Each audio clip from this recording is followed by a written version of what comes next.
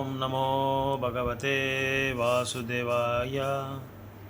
ॐ नमो भगवते वासुदेवाय।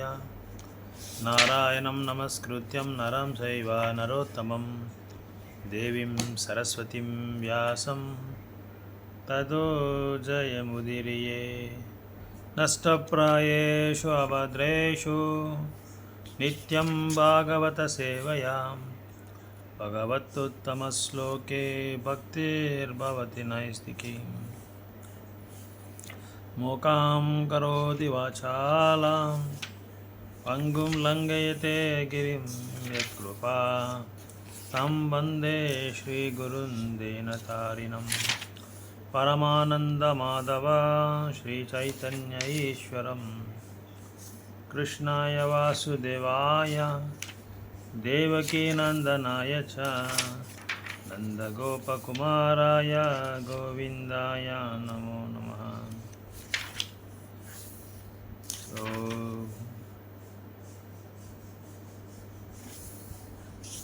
reading from Canto 11, Chapter 5, text number 41. Devarshi bhutaptanurānām पितॄणां न किङ्करो नयं ऋणिचा राजन् सर्वात्मनाया शरणं शरण्यं गतो मुकुन्दं परिहृत्य कर्तम्. Word by word, synonyms: Deva of the demigods, Rishi of the sages, Bhuta of ordinary living entities, Apta of friends and relatives, Nuranam of ordinary men, Pitrunam forefathers, Na not Kinkaraha the servant, Na nor I am this one, Runi debtor, Runa debtor, Cha also Rajan o king, Sarvatmana with his whole being, Ya a person who Sharanam shelter, Saranyam the supreme personality of Godhead, who offered shelter to all, Gataha approached, Mukundam Mukunda, Parihrutya giving up, Kartam duties. Translation purport given by Bhaktivedanta Srila Prabhupada ki jai. O King, one who has given up all material duties and has taken full shelter of the lotus feet of Mukunda, who offers shelter to all, if it is not indebted to the demigods, great sages, ordinary living beings, relatives, friends, mankind, or even one's forefathers who have passed away, since all such classes of living entities are part and parcel of the Supreme Lord. One who has surrendered to the Lord's service has no need to serve such persons separately. Purport by his disciples of His Divine Grace Bhaktivedanta Srila Prabhupada. One who has not fully surrendered to the devotional service of the Lord undoubtedly has many material duties to perform. Every ordinary conditioned soul is a recipient of innumerable benefits given by the demigods, who provide sun and moon, shine, rain, wind, food, and ultimately one's own material body. In Bhagavad Gita it is stated, Stena Evasa. One who does not reciprocate with the demigods by offering them sacrifice is Stena, or a thief. Similarly, other living entities such as cows are providing us with innumerable delicious and nutritious foodstuffs. When we wake up in the morning, our mind is refreshed by the sweet singing of birds, and on a hot day, we enjoy the cool shade and breeze of the forest trees. We are accepting service from innumerable living entities, and we are obliged to repay them. Apta means one's own family members, to whom one is certainly obligated according to the normal morality, and Naranam means human society. Until one becomes a devotee of the Supreme Personality of God, one is certainly a product of society. We receive mundane education, culture, tradition, and protection from the society in which we live, and thus we owe a great debt to society. Of course, our debt to society is not simply to the present order, but to all our forefathers and ancestors who carefully preserved moral and social customs so that their descendants could live peacefully. Therefore, the word Pitrunam or forefathers indicates our debt to previous generations.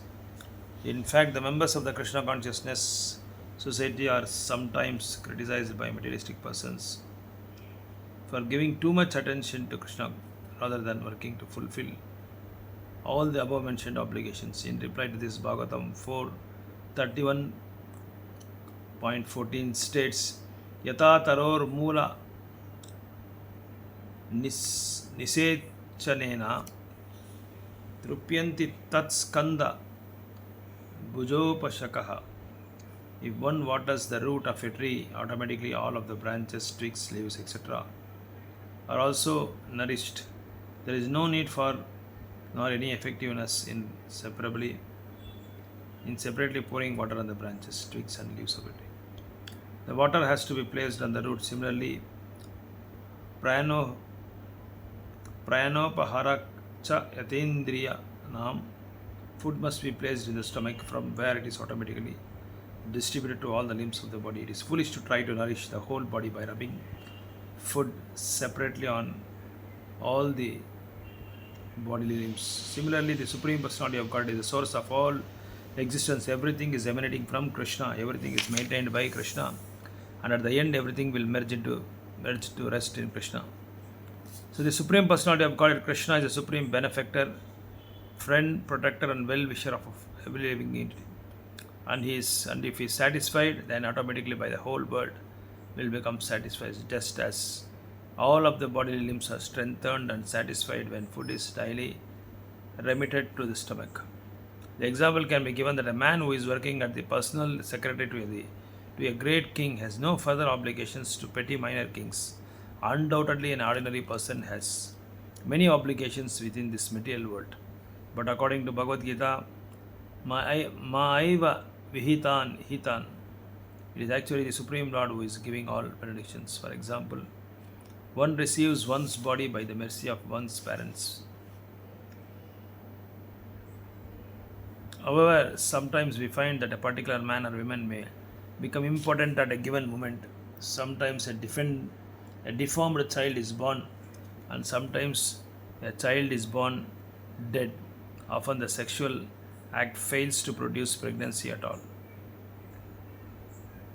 So, although all parents desire a beautiful, highly qualified child, this is often not the case.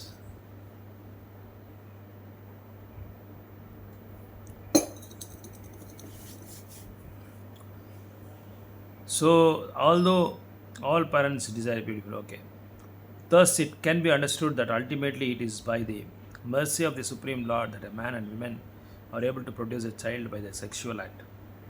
It is by the Lord's mercy that the man's seminal injection is potent and the woman's womb is fertile. Similarly, it is only by the mercy of the Lord that the child is born in a healthy condition and reaches physical maturity to pursue his own life. If at any stage in the evolution of human beings the Lord's mercy is withdrawn, sudden death of crippling disease occurs. The demigods are also not independent. The words parihrutya kartam, giving up other duties, indicate that one should give up any concept that demigods are separate from Krishna. It is clearly stated in Vedic literature that the demigods are different limbs of the universal body of the Supreme Lord. Further, it is stated in Bhagavad Gita that the Supreme Lord is situated in everyone's heart and that He only is giving intelligence and memory. Thus, our forefathers who carefully preserved cultural traditions were acting with the intelligence provided by the Supreme Lord. They certainly were not acting with their own independent intelligence. No one can be intelligent without a brain, and it is only by Krishna's mercy that we receive a human brain. Therefore, if we carefully analyze all our multifarious obligations toward different class of living entities, we shall find out that in each and every case it is ultimately by the mercy of the Supreme Personality of Godhead that we have received a particular benediction in life. So, although an ordinary person must methodically fulfill all of his various obligations by executing different types of sacrifices and charitable activities for the satisfaction of those who have benefited him, one who is directly serving the Supreme Personality of God, Krishna, at once fulfills all such obligations, because all benedictions ultimately have come from the Lord through the agency of family, forefathers, demigods, etc. The example may be given sometimes the state government and distribute benefits originally provided by the federal government.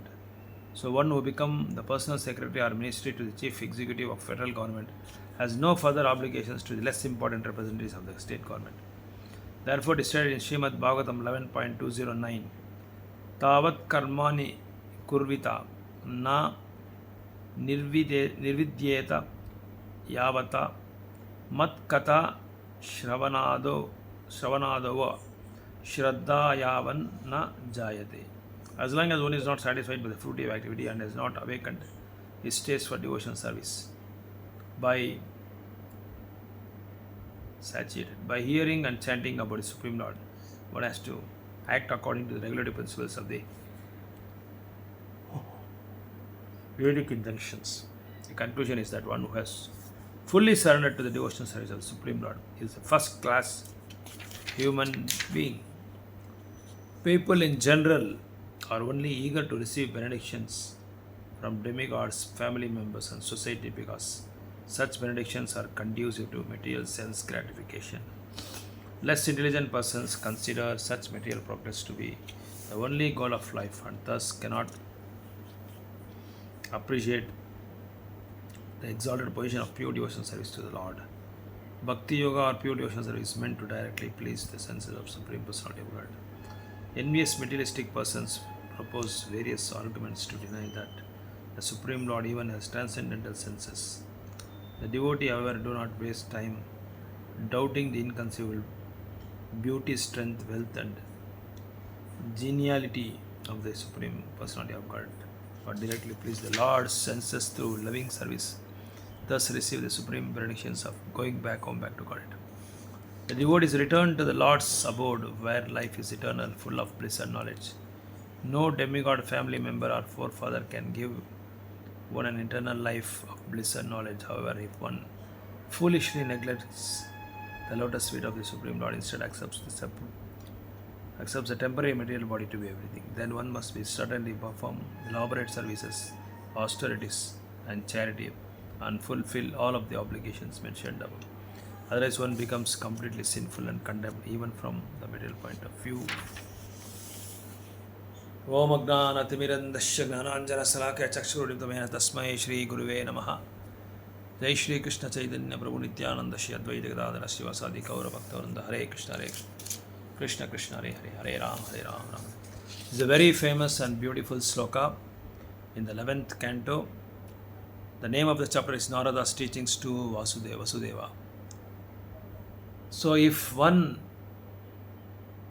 serves perfectly, sincerely, seriously, with great devotion, or if he renders unalloyed, unconditioned devotion to the lotus feet of the Lord, then he is not at all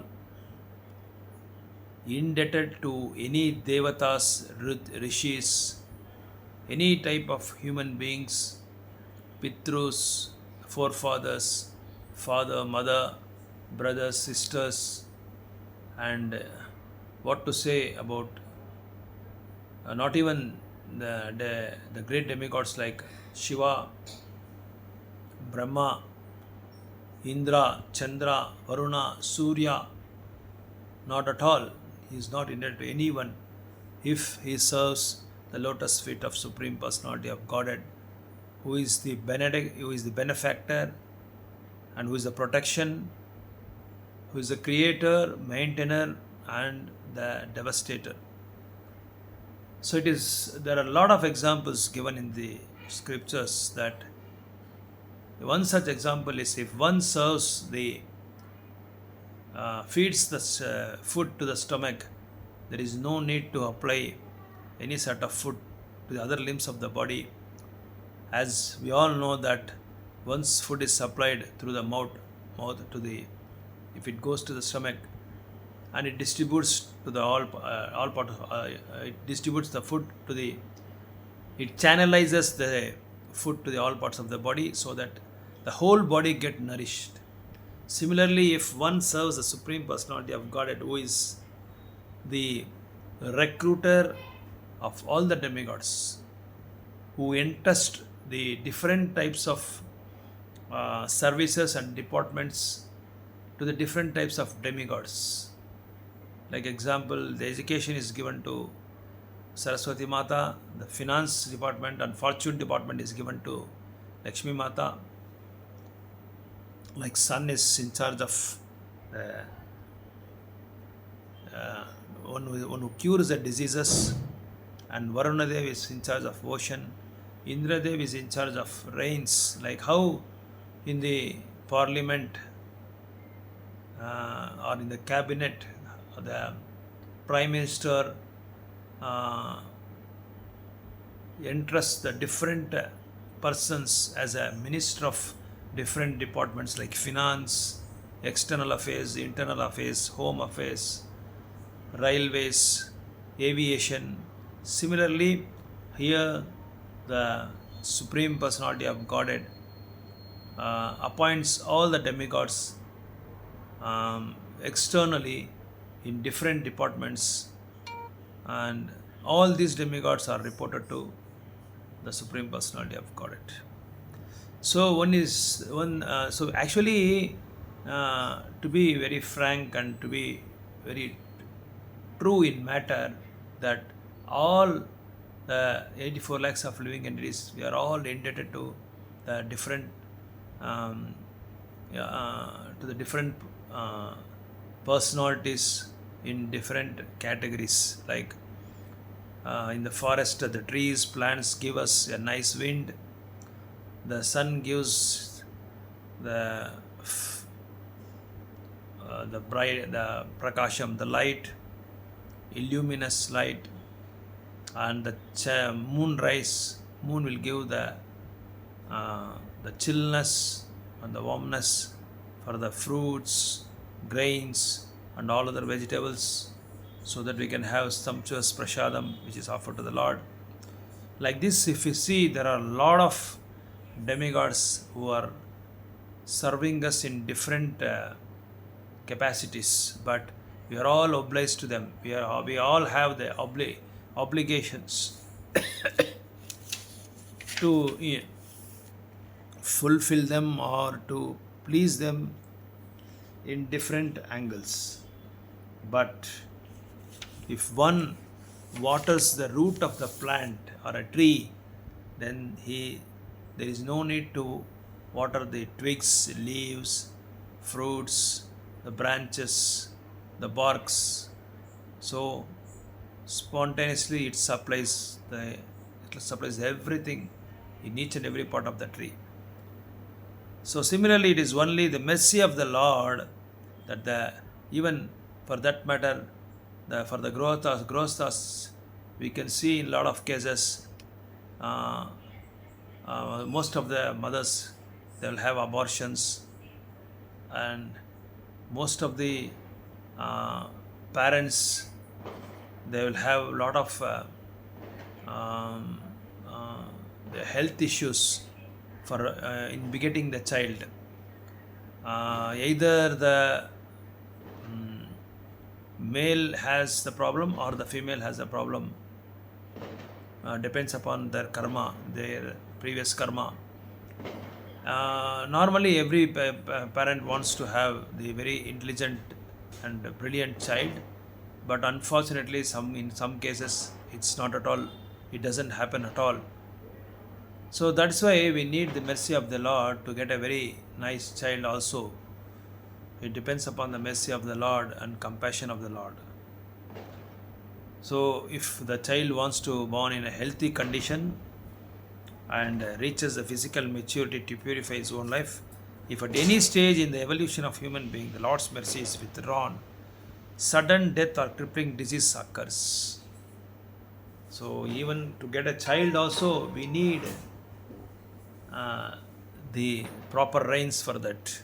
Only if we have proper rains, we'll have good paddy, or we'll have good grains, we'll have a lot of vegetables, and while consuming those grains and vegetables, both the male and female, they'll by nourishing their bodies, and by becoming fertile, they'll give the potent child. Both of them will give the potent child. All this happens only during the rain, and rain is in and the rain. The rain also we get from the Supreme Personality of Godhead only. So the demigods are also not independent. Giving up other duties indicate that one should give up any concept of the demigods or separate from Krishna. It is clearly stated in Vedic literature that the demigods are different limbs of the universal body of the Supreme Lord. So further it is stated in the Bhagavad Gita that the Supreme Lord is situated in everyone's heart, and that He is giving intelligence and memory.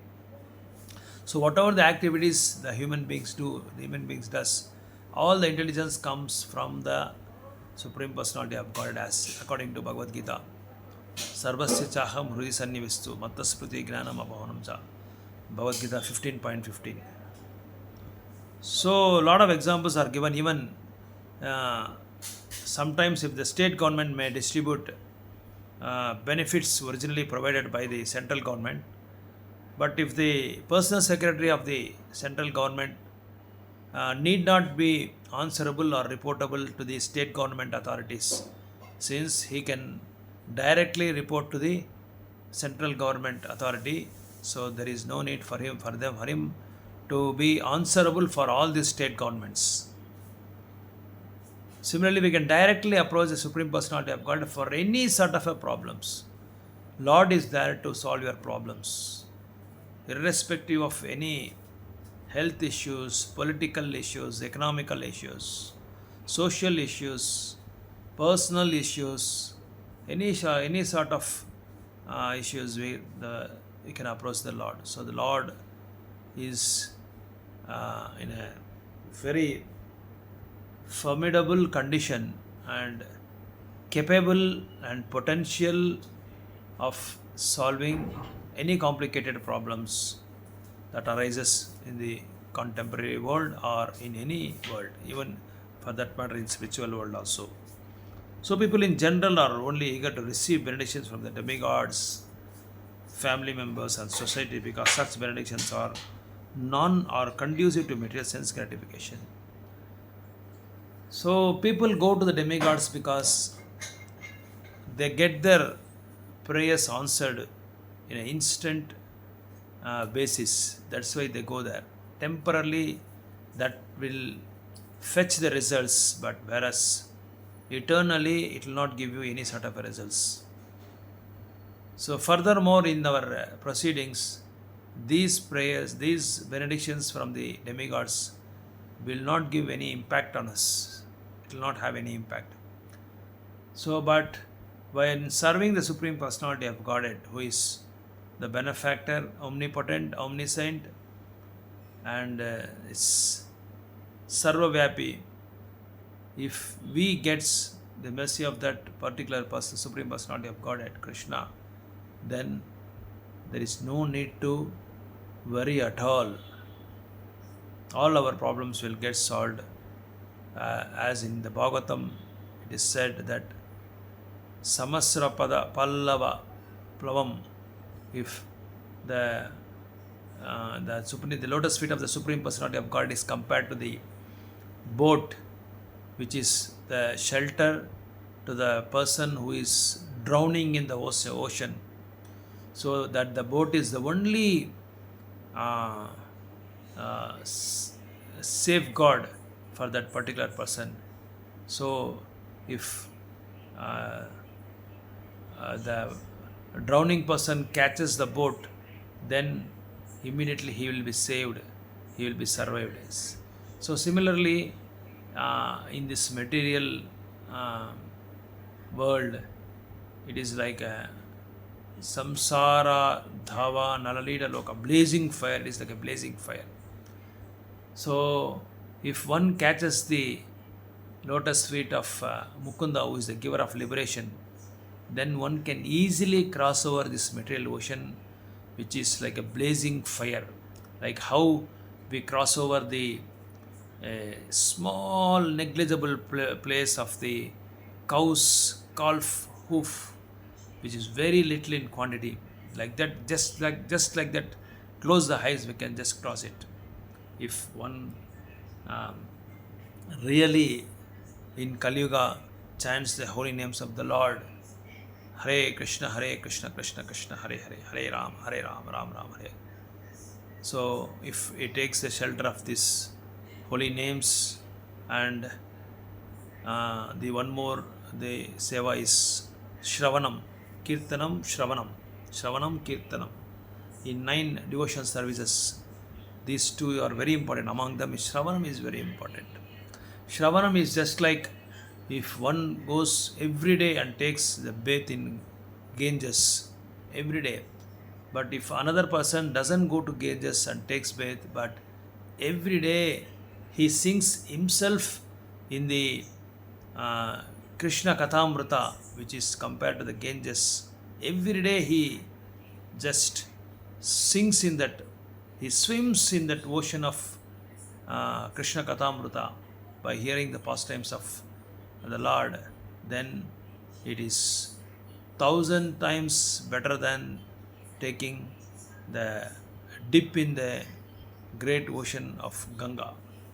So there is no need to go to Ganga if a person is constantly chanting the holy names and constantly hearing about the glories of the Lord. Then every day he is taking a holy dip in the Ganga water, and that is from the lotus mouth of the pure devotees. Guru Mukha Padma Vakya Chitate Koriya Ikya.